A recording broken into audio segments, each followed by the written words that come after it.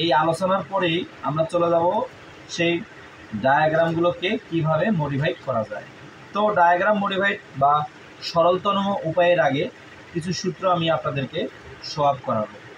সেই সূত্রগুলো আমাদের জানতে হবে।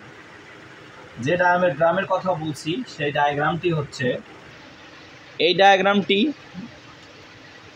এই যে ডায়াগ্রামগুলো দেখছেন, এটি একটি এ সেট, এটি একটি বি সেট, এটিও এ সেট বি সেট, এ সেট বি সেট, এ সেট বি সেট, এ সেট বি সেট।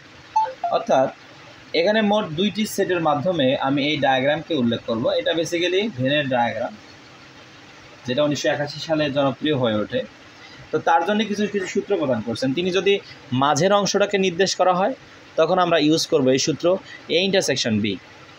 যদি বলা হয় পুরো সেটটাকে আমরা প্রকাশ করব তখন আমাদের বলতে হবে এ ইউনিয়ন বি।